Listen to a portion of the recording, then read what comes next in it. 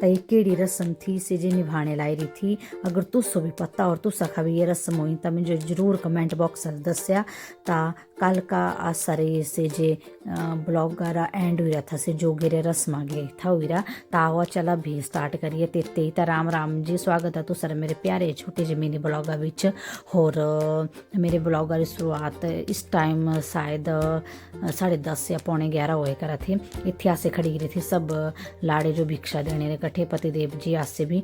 और बोला ये बहुत महत्वपूर्ण रस्म हुई। अगर इतनी मम्मी पापा दूल्हे जो भिक्षा दे दो तसे मतलब अगर चाह होता संन्यास ले सका तो बस इतनी आसे ये इतने रस्म थे लगी रही निभाने। और इतनी भाभियाँ हुई सो गेट लगी दरवाजा रोक मतलब कौरे के कमरे में दे दिया अंदरों जाने। या हंसी मजाक का रस्म हुई। और जे बल्ले पाए रहे हुए काना से छुड़ाने हुए ना ता देखा है बे दूल्हे री जीत हुई क भाभिया री जीत हुई। पर इतनी तो बेचारी भाभिया नाजुक पहिया थी ना ते कुछ नहीं हुआ ही नहीं वो हटी गया साइडो कने।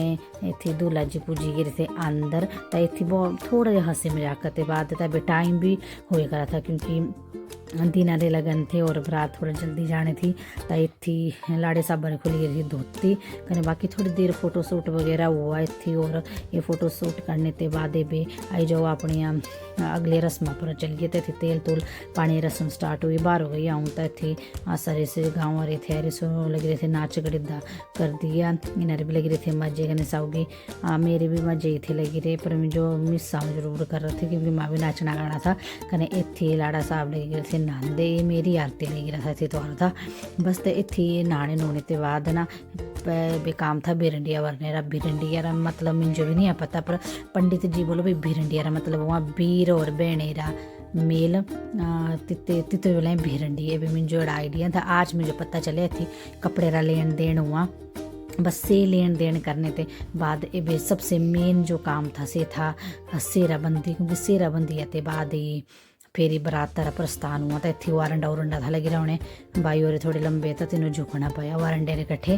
तो इतनी सारे पूरी फैमिली इकट्ठी हुई थी। और तोरण बहुत ज़्यादा बांका लग रहा था पीछे। देखा मेरा कानू केड़ा चमकी रहा बड़ा बारी। यो बच्चे ना पूरे ब्याह बिच मेरे नेड़े ही नहीं आए नहीं क्योंकि आसे भी थोड़ा व्यस्त थे और परे रहे थे। इतनी लाड़ा साहब हुई गिरी थे तैयार। और इतनी हार वोर पहनाया से भी हूँ थी सेराबंदी सबसे मेन हुआ सेरा। तो इतनी जितने भी ऐसे परिवार दस्ते थे सब इकट्ठे हुए थे। और इतने लग रहा था सेरे ते आवाज आनी थी बरात क्योंकि लेट होए करा थे। तुसे मुझे दस तुसा खाई कल्चर एड़े रीति रिवाज है। तो और मुझे कमेंट बॉक्स भी दस दे आऊँ कि जे थी लगी रही। चला ठीक है था फिर मिलेगी तुसा ने एक नए ब्लॉग कने अगले अज ब्याह में अगला ब्लॉग दसना तुसो बराती रा। तो इतनी थी लगी रहा चिच्चू गुट्टू रस्म। ये रस्म बहुत ही ज़्यादा महत्वपूर्ण है अगले ब्लॉग दसना।